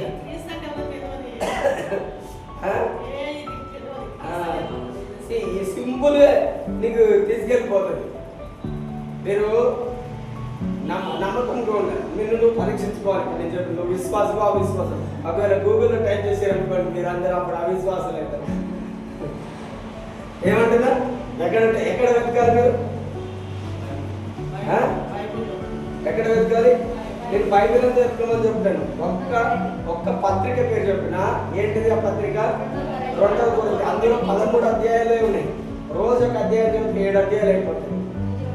రోజుకు 2 చదివితే ఆదివారం వచ్చే లోపల రోజుకు 3 చదివితే 3.5 రోజులలోనే అయిపోవచ్చు. లేదంటే 5 రోజులలోనే కంప్లీట్ అవుతుంది. 4 రోజులనే కంప్లీట్ అయిపోతుంది. సో కనుక మీరు ఏం చేయండి? దాన్ని చదువుకొని రండి, నేర్చుకొని రండి. పౌలు దగ్గరికి రావాలంటేనే భయపడేది. ఎందుకు? ఆయన ఎవరినైనా చంపేస్తాడని గడగడలాడి. కానీ ఇప్పుడు దేవుడే ఆయనలోకి వచ్చాడు. ఆయన ఏమంటున్నాడు? ప్రయాసపడేది నేను కాదు, పోరాడింది నేను కాదు, నాకు తోడై ఉన్న దేవుని యొక్క కృపయే. హల్లెలూయా. నీకు కావాల్సింది సమస్తం ఇచ్చేది ఎవరు? దేవుని యొక్క కృప. చెప్పండి, ఎవరు నీకు ఇచ్చేది? ఇంత చిన్నగా చెప్తున్నారు. ఎవరు నీకు ఇచ్చేది? దేవుని కృప అంటే ఏంటిది? నేను ఎన్నిసార్లు చెప్పినా మీకు గుర్తుందంటే, దేవుని కృప అంటే ఏంటంటే మనం ఏదైతే సంపాదించుకోలేకపోతున్నామో, మనకేదైతే రావట్లేదో అది దేవుని వల్ల ఉచితంగా మనకు వచ్చేది కృప. అందులో మొట్టమొదటిది ఏంటిదంటే రక్షణ. ఏంటిది? రక్షణ.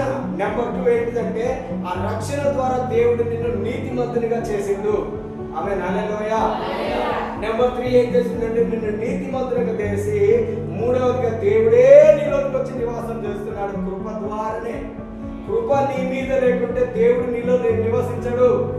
ఆయన కృప కలిగిన దేవుడు కనుకనే నీ పాపములన్నీ క్షమిస్తున్నాడు. ఆయన కృప కలిగిన దేవుడు కనుకనే దీర్ఘ శాంతం కలిగి మనం ఏ తప్పులు చేసినా క్షమిస్తున్నాడు. హల్లెలూయా. ఆయన కృప లేనిది మనము బ్రతకలేమని దేవుని యొక్క వాక్యంలో అర్థమవుతుంది. ఆయన కృప లేనిది నువ్వు జీవించలేవు. కానీ ఆయన కృపలో నువ్వు నిలిచి ఉంటే నీ యొక్క స్థితి ఉన్నత స్థితిలో ఉంటావు. హల్లెలూయా. ఎక్కడ మనం నిలిచి ఉండాలి? ఎంత చెప్పలేకపోతున్నాను. నేను ఎంతగా మీ నోటితో దేవుని యొక్క వాక్యం మొక్కుకుంటే అంతగా మీలో నుండి దేవుని యొక్క శక్తి పెడతావు. ఇంకోటి, మీరు ఆయన చెప్పిన ఆ మాటను మర్చిపోరు. ఆ వాక్యం నీ యొక్క హృదయంలోనికి వస్తుంది. నేను ఏదైనా చెప్తే కనీసం 1, 2, 3 సార్లు అయినా చెప్పిస్తాను. ఎందుకు? గుర్తుండడం ఒకటి. ఇంకోటి ఏంటిదంటే, యేసు ప్రభు పేతురు దగ్గరికి వెళ్ళి, పేతురు యేసు ప్రభుని ఏమన్నాడు? ఆయన ఎవరో నాకు తెలియదు అన్నాడు. ఫస్ట్ ఆయన సిలువ వేయబడే ముందు రాత్రి నాకు ఎవరో తెలియదు. కానీ ఆయన పునరుద్ధానుడైన తర్వాతకి పేతురు ఎక్కడికి వెళ్ళిండు? చేపలు పట్టడానికి వెళ్ళాడు. ఎంతమంది ఆయనతో పాటు వెళ్ళారు? 7 మంది ఆయనతో పాటు కలిసి వెళ్ళారు. ఆయనతో పాటు 7 మంది. దేవుడు పునరుద్ధానుడైన తర్వాతకి పేతురు దగ్గరకు వచ్చింది. బైబిల్లో ఉంటుంది, వారం రోజుల తర్వాతకి 8 రోజుల తర్వాత పేతురు దగ్గరకు వచ్చి ఆయన ఉంటాడు, పేతురు నన్ను ప్రేమిస్తున్నావా? మళ్ళా దేవుడు ఏమన్నాడు? పేతురు నువ్వు నన్ను మరలా ఏమడుతాడు దేవుడు? 3 టైమ్స్ అనేది యాక్చువల్గా జూయిష్ యూదుల ఆచార ప్రకారము 3 సార్లు నువ్వు ఏదైనా ఒప్పుకుంటే అది నువ్వు లైఫ్లో జరుగుతుంది. మీనింగ్ ఏంటిది? 3 సార్లు నువ్వు ఏదైనా చెప్తే అది నీ లైఫ్లో ఏమైతుంది? జరుగుతుంది. దేవుడు నేను ప్రేమిస్తున్నాను. ఎస్, అయిపోయింది. ఆయన ఏం చేస్తున్నాడు? ఇప్పుడు నన్ను ప్రేమిస్తున్నాడు. హల్లెలూయా. గట్టి చెప్పండి, హల్లెలూయా. అదేవిధంగా మన భారతీయ కల్చర్ ప్రకారము 3 ముళ్ళు వేసేదానికి ఏమైంది? ఆమె భార్య అయిపోతుంది. 2 వేసేస్తే 1 వేస్తే కదా. ఇది ఇండియన్ ప్రకారం 3 మీన్స్ కంప్లీట్. 3 అంటే ఏంటిది? పర్ఫెక్ట్, సంపూర్ణం. దేవుడు నిన్ను ఏం చేస్తాడు? సంపూర్ణంగా చేస్తాడు. హల్లెలూయా. అందుకని ఎవరు కూడా 2, 3 వేస్తాడు, 3 వేస్తాడు. జాగ్రత్తగా ఆలోచించుకోండి. ఎక్కువ వేస్తే డేంజర్. సో ఆయన 3 అంటే ఏంటిది? ఆయన ఒప్పింప చేస్తున్నాడు, కన్ఫ్యూజ్ చేపిస్తున్నాడు. ఈమెనే నా యొక్క భార్య అని యూదుల ఆచారం ప్రకారం. యాక్చువల్గా యూదా దేశం అనేది ఆసియా ఖండంలోనే ఉన్నది. యెరూషలేం అనేది ఎక్కడ ఉన్నది? ఆసియా ఖండం. భారతదేశం ఎక్కడ ఉంది? అందుకనే మన యొక్క ఈ ఆసియా ఖండంలో ఉన్న కల్చర్ అంతా ఒకటే విధంగా ఉంటుంది. సో అందుకనే మనం కూడా ఏది పని చేసినా 3 సార్లు, హిందువులు ఏం చేసినా 3 సార్లు అని అట్లా చెప్తుంటారు కదా. సో అందుకోసం ఇంకోటి వెరీ స్పెషల్ నెంబర్ యూదులకి ఏంటిదంటే నెంబర్ 7. 7 అనే దానికి చాలా ప్రత్యేకత ఉంటుంది. సో కానీ మన భారతదేశంలో 7 నెంబర్ని దాటేస్తారు, చెప్పరు. 6 అంటారండి. 7 అనే నెంబర్ పలకరండి. That's a blessing number. ఈ ఎస్పెషల్లీ బ్రాహ్మణులు వాళ్ళు ఎవరైతే ఉంటారో, ఎస్పెషల్గా నేను ఆంధ్రప్రదేశ్కి వెళ్ళినప్పుడు అసలు 8 నెంబర్ చెప్పట్లేదు, 7 నెంబరు వాడట్లేదు. 7 సంపూర్ణమైన సంఖ్య. హల్లెలూయా. గట్టిగా చెప్పండి హల్లెలూయా. తెలియకపోవడం వల్ల అలా అంటారు. సో నేనేం చెప్తున్నా, దేవుని యొక్క కృప నీకు సమస్తమును ఇస్తుంది. ఆమేన్ హల్లెలూయా. దేవుని యొక్క కృప మొట్టమొదటిగా నీకు ఏమొచ్చింది? రక్షణ. రెండవది ఇప్పుడు మిమ్మల్ని కృప అంటే అడిగితే ఎట్లా చెప్తారు? ఏమేమి చేసిందంటే ఎట్లా చెప్తారు? మనము చేయలేనిది దేవుడు మన పక్షంలో చేసేదాన్ని మనం ఏమంటాము? కృప. సో కృపలో నెంబర్ 1 నీకు వచ్చింది ఏంటిదంటే దేవుని యొక్క రక్షణ. నువ్వు రక్షించబడిన ఉగ్రతలో లేవు. పాపము నుండి నువ్వు విడుదలను పొందుకున్నావు. చీకటి నుండి అంధకారంలో నుండి వెలుగులోనికి వచ్చి ఉన్నావు. అర్థమైందా? అంధకారంలో నుండి ఎక్కడికి వచ్చి ఉన్నావు? రెగ్యులర్ గా చెప్పండి, దేవుని యొక్క రక్షణ నాలోనికి వచ్చి ఉన్నది. నేను వెలుగు సంబంధిని. చీకటి ఏమాత్రం నాలో లేదు. చీకటి క్రియలన్నీ నాలో నుండి వెళ్ళిపోయినాయి. ఇది దేవుని యొక్క కృప. ఇది నా వలన నేను సంపాదించుకుంది కాదు. దేవుడు నన్ను ప్రేమించి దేవుడు నాకు ఇచ్చినటువంటి ఈ రక్షణ. ఇది ఈ రక్షణ నేను ఎల్లప్పుడూ కొనసాగిస్తాను. హల్లెలూయా. గట్టిగా చెప్పండి హల్లెలూయా. ఈ కృప రక్షణ దేవుడు నీకు ఇచ్చి ఉన్నాడు. రక్షణ గురించి చెప్పాలంటే లాస్ట్ పోయినసారి నేను చెప్పిన రక్షణ అనేది ఒక ప్యాకేజ్. ఏంటిది? Package. Salvation is a package లాంటిది. ప్యాకేజ్ అంటే ఏంటిది? అన్ని అందులోనే ఉంటాయి. మనం ఒక్కదానికే వెల చెల్లిస్తాం. ఆ ఒక్క ప్యాకేజ్ దానికే వెల చెల్లిస్తాం. నీకు కావాల్సిన సామాగ్రి అంతా అందులోనే జిప్ ఓపెన్ చేస్తే అన్ని అందులోనే ఉంటుంది. ఇంకా వేరే దగ్గరికి నువ్వు వెళ్ళి కొనవసరం లేదు. అదే విధంగా ఎప్పుడైతే నువ్వు యేసు ప్రభువుని అంగీకరించి రక్షణలోకి వచ్చినావో, ఆ రక్షణ అనేది ఏంటిది? నీకు ప్యాకేజ్ లాంటిది. ఆ రక్షణ నీకు ఏం చేస్తుంది? నీకు కావాల్సిన అన్ని, ఈ లోకంలో నీకు ఏదైతే కావాలో, పరలోకంలో నీకు ఏమైతే కావాలో, దేవుని దగ్గర నీకు ఏదైతే కావాలో, ఈ ఒక్క రక్షణ వలన నీకు అన్ని వస్తున్నాయి. హల్లెలూయా. హల్లెలూయా. అందుకనే బైబిల్లో ఏమున్నదంటే హెబ్రీ పత్రిక 2వ అధ్యాయంలో ఇంత గొప్ప రక్షణ ఉంది. రక్షణ ఎలాంటిది? గట్టిగా చెప్పండి. రక్షణ ఎలాంటిది? నేనేం చెప్పిన ఇంత గొప్ప రక్షణ. చిన్నది కాదు. నీ లైఫ్ లో గొప్పది ఏదైనా ఉన్నదంటే అదేంటిది? ఏంటి చెప్పండి?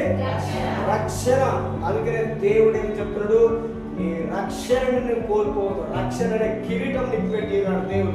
జీవ కిరీటమును పెట్టి ఉన్నాడు. ఈ రక్షణను నీ జీవితంలో ఎన్నడూ కూడా నువ్వేం చేయొద్దు, కోల్పోవద్దు. ఏదైనా నువ్వు కోల్పోవు, కానీ నువ్వేం కోల్పోవద్దు అంటున్నాడు దేవుడు? రక్షణను కోల్పోవద్దు. రక్షణను కోల్పోకుండా ఉండాలంటే ఎలా కోల్పోకుండా ఉంటావు? ఎలా కోల్పోకుండా ఉంటావు అంటే ప్రతిరోజు దేవుని మీద నీకు భయం ఉండాలి. దేవుడు అంటే నీకు వణుకు ఉండాలి. అమ్మాయా వర్షం వస్తుంది, సమయం ఎక్కువనే ఉంటుంది, ఎక్కువసేపు చెప్తాను. హల్లెలూయా. అయినా 12:30 మీ వాచ్ వస్తున్నట్టు నా వాచ్ స్లోగా ఉంది. హల్లెలూయా. సి ఇంకా మన టైం కాలేదు, చాలా టైం ఉంది. రక్షణ అనేది ఏంటిది? ప్యాకేజ్. ఇంకొకటి ఏంటిది? రక్షణ అనేది నెంబర్ 1. రక్షణ అనేది గొప్పది, గ్రేట్. బైబిల్లో ఉంటుందంటే గ్రేట్ ఈజ్ ద సాల్వేషన్. ఇంత గొప్ప రక్షణని మనమందరం నిర్లక్ష్యం చేస్తున్నాం. నీ రక్షణలోనే నీకు కావాల్సిన స్వస్థత వచ్చి ఉన్నది. నువ్వు రక్షించబడిన రోజే నీకు విడుదల వచ్చింది. అంధకారం నుండి వెలుగులోకి వచ్చినావు. నీ రక్షించబడిన దినమునే నీకు కావాల్సిన ఐశ్వర్యం అంతా దేవుళ్ళు వచ్చేసినది నీకు. నువ్వు చెప్పండి, రక్షణలో దేవుడు నాకు సమస్తం ఇచ్చి ఉన్నాడని. రెగ్యులర్గా మీరు ఒప్పుకోండి. ఇది రక్షణ అంటే దాని మీద మామూలుగా ఏంటిది? ఆదివారం బల్ల తీసుకోవడానికి అర్హత అనుకుంటుంది. ఏమనుకుంటున్నారు? చాలా మంది ఆదివారము బల్ల తీసుకోవడానికి అర్హత అనుకుంటున్నారు. చాలా ఫూలిష్ పీపుల్ అన్నమాట, పిచ్చి వాళ్ళు అన్నమాట. ఏంటిది? వీళ్ళు చెప్పండి ఏంటిది? పిచ్చి వాళ్ళు ఎవరు చెప్పండి? ఎవరు పిచ్చి వాళ్ళు?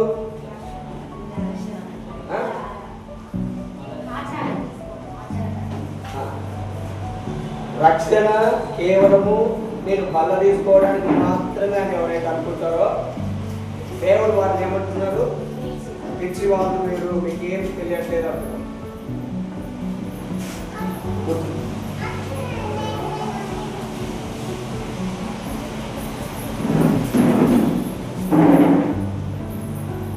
ఓకే, ఏం చెప్తున్నాను? రక్షణ కేవలం నేను బల తీసుకోవడానికే అర్హత నువ్వు అనుకుంటే దేవుడు ఏమంటున్నాడు? ఒరే బాబే, నీకు అంతవరకే నీ యొక్క బ్రెయిన్ కోడి మెదడులాగా ఉన్నది అన్నట్టు. నీ యొక్క మెదడు ఎలాంటి మెదడు? కోడి బ్రెయిన్. ఎంత ఉంటుంది కోడి మెదడు? ఎంత ఉంటుంది? కోడి మెదడు కూడా కాదు, చీమ మెదడు అన్నారు. చీమకి ఇంకెంత ఉంటుంది? బైబిల్ అనేది సముద్రం లాంటిది అన్నది. బైబిల్ ఎలాంటిది? సముద్రం ఎండిపోతుందా? సముద్రం ఎండిపోతుందా? ఎంతమంది వచ్చైనా నీళ్ళు తాగండి, అది ఎప్పుడు కూడా చెరువులు ఎండిపోతాయి, నాగార్జున సాగర్ డ్యామ్ ఎండిపోతాయి, మన పక్కన ఉన్నటువంటి ఏంటిది మానవ చెరువు ఉదయ సముద్రము ఎండిపోతుంది, మన బోర్లు ఎండిపోతాయి. కానీ సముద్రంలో నువ్వు ఎప్పుడు పోయి చూసినా ఏముంటాయి? నీళ్ళు ఉంటాయి. హల్లెలూయా. బైబిల్ అనేది ఎవరు చెప్పినా కొత్తగానే ఉంటుంది. బైబిల్ అనేది ఓషియన్ లాంటిది. అందులో నేను ఒక్క గ్లాస్ మాత్రమే, ఒక డ్రాప్ కూడా కాకపోవచ్చు, అది మాత్రమే నేను మీకు ఎక్స్ప్లెయిన్ చేస్తున్నాను. దానికే మనము ఎంతో నేను ఎంత పెద్దగా చెప్పినానా, నేను ఎంత గొప్పగా చెప్పినానో అనుకుంటాం. దేవుడు అంటాడు నా జ్ఞానము ఎలాంటిది అంటాడు దేవుడు? నా జ్ఞానమునకు పరిమితి లేదు. దేవుని యొక్క జ్ఞానము ఎంతో అనేది నీకు అసలు తెలియదు అన్నాడు. మనం దానికి ఏమైతాము? దేవుడు నాకు ఇంత మంచిగా చెప్పినాను అని చెప్పేసి దానికే నేను ఉప్పొంగిపోతాను ఉంటాను. అందుకే పౌలు ఏమన్నాడు తెలుసా? పౌలు ఏమన్నాడంటే నాకు ఇంత ప్రత్యక్షతలు వచ్చినాయి కనుక ఏమొచ్చినాయి ఆయనకి? అందరు చెప్పండి, ఏమొచ్చినాయి ఆయనకి? ఇంత ప్రత్యక్షతలు అంటే బైబిల్లో కొత్త నిబంధనలో అత్యధికంగా పుస్తకములు రాసినటువంటి వ్యక్తి ఎవరు? పౌలు. ఎన్ని పుస్తకాలు రాసిండు? 10. మీరు ఇండెక్స్ కూడా సరిగ్గా చదవట్లేదు. ఇవన్నీ ఎలిమెంటరీ స్కూల్లో చెప్పినట్టు ఉన్నది. ఏబిసిడీలు వెళ్ళిరా, వెళ్ళిరా, A for apple, B for ball అన్నట్టే ఉండదు. ఇది కూడా మనం ఆశీర్వదించకుండా ఉండడానికి ఒక కారణం తెలుసా? నీ నోటికి బైబిల్లో ఉన్నటువంటి 66 పుస్తకములు కంఠస్థం రావాలి. నేను ఎలా నేర్చుకున్నాను తెలుసా? బైబిల్ని కంఠస్థం ఆది కాండం నుంచి ప్రకటన గ్రంథం వరకు చెప్పేది, మరలా ప్రకటన గ్రంథం నుంచి ఆది కాండం వరకు చెప్పేది. రిటర్న్ ఆది కాండం మొదలుకొని ప్రకటన గ్రంథం, ప్రకటన నుంచి ఆది కాండం వరకు అపోజిట్ కూడా. ఈవెన్ ప్రకటన గ్రంథంలో ఎన్ని ఉంటాయి? ఆది కాండంలో ఎన్ని అధ్యాయాలు ఉంటాయి? నిర్గమ కాండంలో ఎన్ని అధ్యాయాలు ఉంటాయి? అన్ని అట్లా చెప్పండి. ఈ రోజు కూడా నేను ప్రాక్టీస్ చేస్తాను. ఈ రోజు కూడా నేనేం చేస్తా? ప్రాక్టీస్ చేస్తా. మనకు తెలియాలి ఎవ్రీథింగ్. బైబిల్లో ఉన్న ప్రతిదీ నీకు తెలియాలి. కొత్త నిబంధనలు ఎన్ని పుస్తకములు ఉంటాయి? పాత నిబంధనలు ఎన్ని పుస్తకాలు ఉన్నాయి?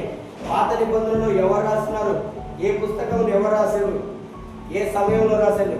కొత్త నిబంధనలో ఏ పుస్తకములు ఎవరు రాశారు? నీకు తెలియాలి. ఇండెక్స్ అయినా నీకు తెలియాలి. బైబిల్. హల్లెలూయా. మీకు 2 హోంవర్క్లు ఇస్తాను. మీరు నెక్స్ట్ సండే వచ్చినా రాకపోయినా, ఉన్నా లేకున్నా మరి ఒకరు మీకు చెప్పకూడదు ఈ మాట. అందరిలో నువ్వు స్పెషల్గా పెట్టబడాలి. ఎవరైనా ప్రశ్న అడిగితే, నేను బీటెక్ చేసేటప్పుడు హైదరాబాద్లో ఉండేవాడిని. నేను రెగ్యులర్గా ఒక చర్చ్కి వెళ్ళేది. ఆ చర్చ్కి వెళ్ళినప్పుడు సేఎంబీలకి ఇట్లా కూర్చొని అది ఏంటిది మన బైబిల్ స్టడీ కాదు, యూత్ మీటింగ్. ఆ యూత్ మీటింగ్కి వెళ్ళినప్పుడు పాస్టర్స్ కొత్త పాస్టర్స్ వచ్చారు. ఆ పాస్టర్స్ వచ్చినప్పుడల్లా వాళ్ళు ఏదడితే నీకు అట్లా చెప్పారు. ఏడాది వాళ్ళు ఎంపీ బ్రదర్ మీరు ఏ బైబిల్ కాలేజ్కి వెళ్ళారు, ఏంటి ప్రశ్నలే ఆశ్చర్యం. మీరు ఏ బైబిల్ కాలేజ్కి వెళ్ళారు బ్రదర్? నేను ఇంకా బీటెక్కే చదువుతున్నా, నేను ఇంజనీరింగ్ కాలేజ్కి వెళ్ళాను చెప్పాను. బైబిల్ కాలేజ్కి నేను ఇంకా వెళ్ళలేదు. హల్లెలూయా, గట్టిగా చెప్పండి హల్లెలూయా.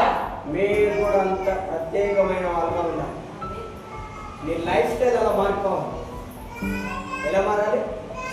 నీ లైఫ్ అంటే బైబిల్ అంటే అది నీ లైఫ్ అయి ఉండాలి. ఏంటిది నీ లైఫ్ స్టైల్? ఏంటిది? క్రైస్తవుల యొక్క లైఫ్ స్టైల్ ఎక్కడి నుంచి మారుతుంది తెలుసా?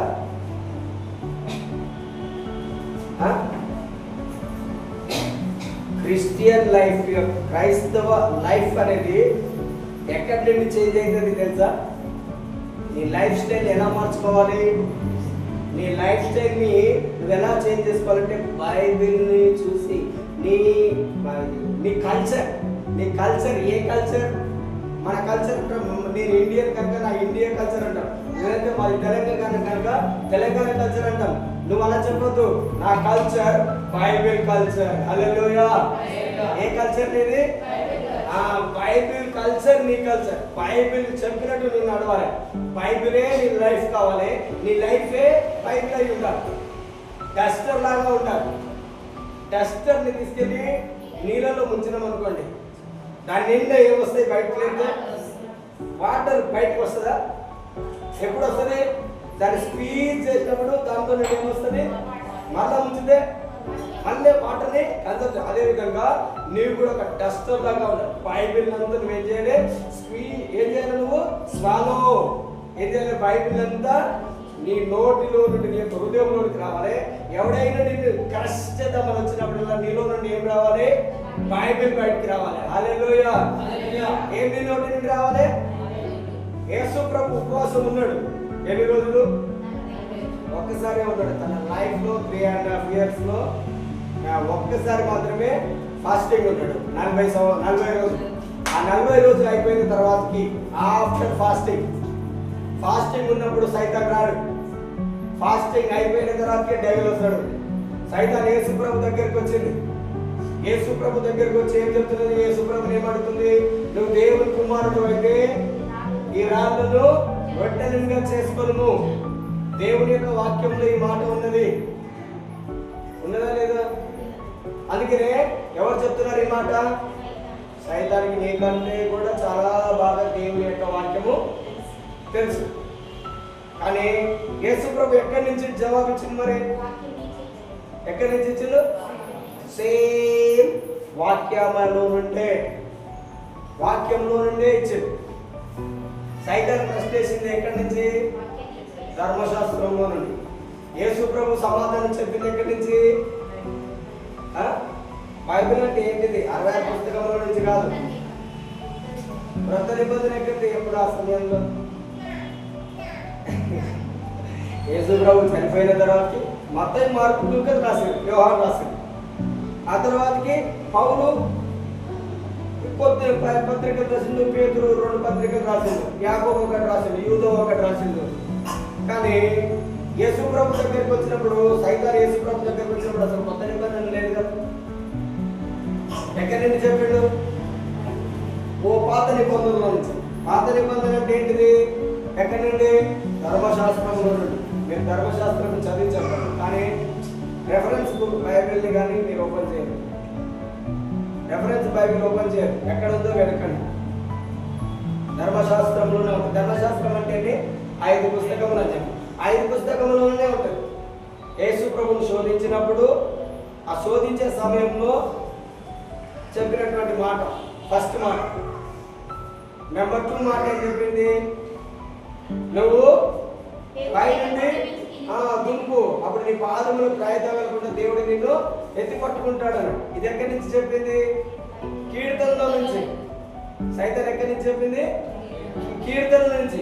దేవుడు కూడా మరలా దేవుడు కూడా ఏమిచ్చిండు? జవాబు ఇచ్చిండు సైతానికి. ఎక్కడి నుండి ఇచ్చిండు దానికి జవాబు? మరలా కీర్తనలో నుంచి కాదు, మరలా ధర్మశాస్త్రంలో నుండే. హల్లెలూయా. గట్టి చెప్పు.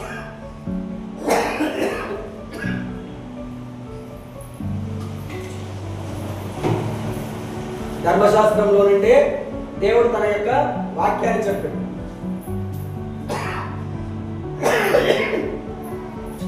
సో ఇవన్నీ చాలా చిన్న చిన్న విషయాలు మీరు నేర్చుకోవాలి. ఇది ఈరోజు ఇది చెప్తున్నానంటే ఇది మీకు అవసరం అన్న, ఇంపార్టెంట్. క్రిస్టియన్ లైఫ్ అనేది నీ బైబిల్లో నుండి రావాలి. నీ లైఫ్ స్టైల్ అర్థమైంది? ఎక్కడి నుంచి రావాలి? బైబిల్ నుంచి నీ లైఫ్ రావాలి. బైబిలే నీ జీవితం అయి ఉండాలి. అప్పుడు నీ లైఫ్ను చూసినా బైబిలే కనిపిస్తుంది. నీకు శ్రమలు కనబడవు. శ్రమ వచ్చిందంటే డస్టర్ ఏం చేస్తారు? అందరూ వాటిని స్క్వీజ్ చేస్తారు. ఈ లోకంలో అందరూ ఏం చేస్తారు? స్క్వీజ్ చేస్తారు. స్క్వీజ్ చేసిన ప్రతిసారి నీ నోటి నుండి ఏం రావాలి? వాక్యం. సైతాను వచ్చిన దేవుని నిలబడతామని వచ్చింది. దేవుని నోటి నుండి ఏమొస్తున్నది? వాక్యం. అంటే 2 అంచులు కలిగిన ఖడ్గం. ఆ ఖడ్గం తోటి దేవుడు సైతాన్ని ఏం చేయాలి? నువ్వు ఓడించేసేయాలి. హల్లెలూయా. గట్టి చెప్పండి. హల్లెలూయా. హల్లెలూయా. నేను డిఫరెంట్ మెసేజ్ ప్రిపేర్ కాలేదు. ప్రేయర్ చేసిన మెసేజ్ చెప్పడానికి నేను ఎప్పుడు ప్రిపేర్ కాదు. నా ప్రిపరేషన్ ఏమున్నా ప్రేయరే నా ప్రిపరేషన్. దేవుడే చెప్తాడు. అలా నీకు ట్రైనింగ్, నా లీడర్ అలా ట్రైన్ చేశాను. ప్రాక్టీస్ ఏదైనా చెయ్యి, ఏదైనా నువ్వేం చేయి, ప్రిపేర్ కా. కానీ ప్రేయర్ దేవుడు చెప్పేది నువ్వు చెప్పాలి. అది వాళ్ళకి ఇంపార్టెంట్. నువ్వు ప్రాక్టీస్ అయ్యి నువ్వు ప్రిపేర్ అయ్యింది దన చెప్పుకుంటా 45 minutes అయిపోగొట్టేస్తాను. 45 minutesకి నేను ఎంత కష్టపడ్డాను అనిపిస్తుంది. కానీ అది 45 members కూడా యూజ్ ఉండదు. అంతేనండి, 45 members కూడా యూజ్ఫుల్ ఉండదు. కానీ ఒక్క మాట, దేవుని నుండి వచ్చే ఒక్క మాట నీ యొక్క విశ్వాసాన్ని కడుతుంది, నీ జీవితాన్ని వెలిగిస్తుంది, నీకు వెలుగును తీసుకొస్తుంది, నీలో ఉన్న అంధకారమును పోగొడుతుంది, నిన్ను బలపరుస్తుంది. ఆ ఒక్క మాట నీ యొక్క హృదయాన్ని తాకుతుంది. హల్లెలూయా. ఎక్కడి నుండి వచ్చేటటువంటి మాట? దేవుని మాట. అందుకనే దేవుడు ఏమన్నాడు? నా మాటలు జీవమును, నా మాటలు ఆత్మయులై ఉన్నవి, ఆత్మనే జీవింపజేస్తుంది. హల్లెలూయా. ఏంటిది నిన్ను జీవింపజేసేది? నీ క్రైస్తవ జీవితానికి ఆత్మ, నీ క్రైస్తవ జీవితానికి ఊపిరి ఏంటిదంటే దేవుని యొక్క వాక్యము. నీ ఆత్మకి జీవం ఏంటిది? వాక్యము. ఆ వాక్యములో ఉన్నటువంటి ఆత్మ నీలోకి వచ్చినప్పుడే నీ క్రైస్తవ జీవితంలో నువ్వు వెలుగుతావు, నీ క్రైస్తవ జీవితంలో ఫలిస్తావు. నీకు ఏ రోజు కూడా ఓటమి అనేది ఉండదు. ప్రతి దినము నువ్వు విజయంలో ఉంటావు. హల్లెలూయా. అప్పుడు నీ కుటుంబాన్ని నువ్వు కట్టగలుగుతావు. ఏ ప్రార్థన నీకు అవసరం లేదు. నువ్వు చేసే ప్రార్థన, నువ్వు చెప్పే వాక్యమే నీ కుటుంబాన్ని, నీ పిల్లలని సమస్తమును కడుతుంది. హల్లెలూయా.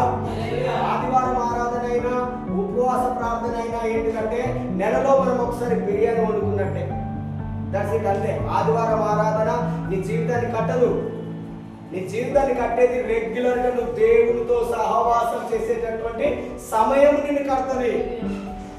రెగ్యులర్గా నువ్వు దేవుని వాక్యం చదివితే, ఆ వాక్యం చదవడానికే ఈ ఒక్క రోజు, నిన్ను ఇన్స్పైర్ చేయడానికి ఈ ఒక్క ఆదివారం, నేను ఇన్స్పైర్ చేయడానికే ఉపవాస కొడుకులైనా ప్రత్యేక కొడుకులైనా మిగతా రోజులన్నీ ఆ 6 రోజులు కూడా నువ్వే దేవునితో సహవాసం చేసి నీ కుటుంబాన్ని కట్టుకోవాలి, నిన్ను కట్టుకోవాలి, నీకు కష్టములను చేయించాలి.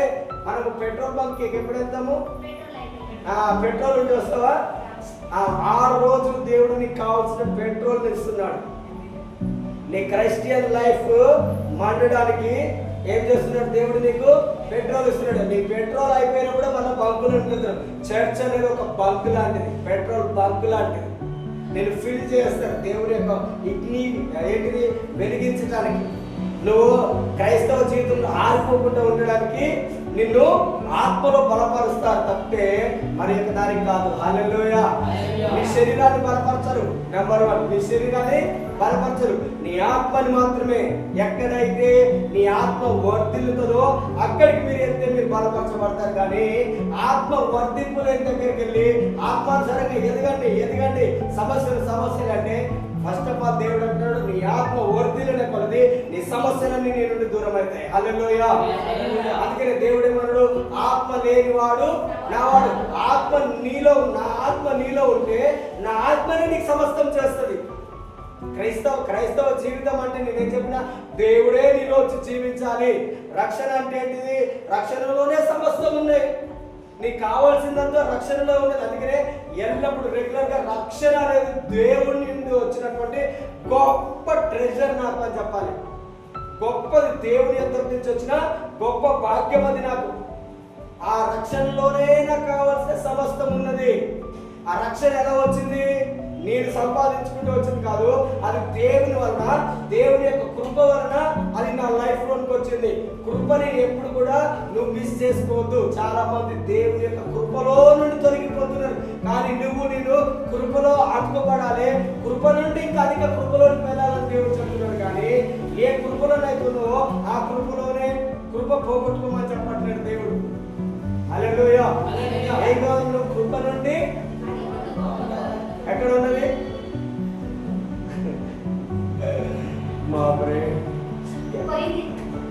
సరే మా అన్న ఏదైనా అడగండి కానీ ఇట్లాంటివి అడగకండి అన్న. ఏదైనా అడగండి కానీ ఇలాంటివి అడగకండి అని అంటే ఉంటుంది. మీరు ఎతకాలి. ఇది ఇప్పుడు ఇదంతా ఎలా వస్తుంది? ఒక్కసారి చదివితే రాదు. టైం స్పెండ్ చేయాలి దేవునికి. నీ లైఫ్ ఎట్లా ఆశీర్వదించబడుతుంది తెలుసా? మనము ఒకరోజు పని చేసి నేను నా జీవితకాలం అంతా నేను మౌనంగా కూర్చుంటే నువ్వు ఫలిస్తావా? అదేవిధంగా బైబిల్ని నేను ఒక రోజంతా ఒక గంట సేపు సరే ఒక 10 నిమిషాలు చదువుతా. ఇక దేవుడు నన్ను రోజంతా సంవత్సరం అంతా దీవించాలి. ఎలా దీవిస్తా? నువ్వు 8 గంటలు కష్టపడితే ఒక 1000 రూపాయలు ఇస్తున్నాడు. ఎన్ని గంటలు? దాని మావుతుంది. ఎన్ని గంటలు మామూలు కష్టపడితే ఎంత? చూడండి అతమా చెప్ప ఎన్ని గంటలు కష్టపడితే వస్తుంది చూడండి. అక్కడ తెలుసు అన్న ఎన్ని గంటలు కష్టపడుతుంది? 8 hours. స్కూల్కి ఎన్నింటికి వెళ్తారు? అందరికి 8 hours. దేవుని నిన్ను దీవించే దేవునికి మాత్రము 8 hours ఇవ్వట్లేదు. ఈ రోజు యాక్చువల్గా మనం 8 hours దేవుని మందిరంలో ఉండాలి.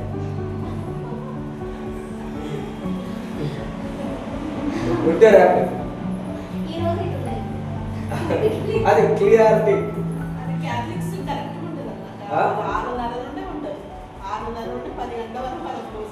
ఏంటి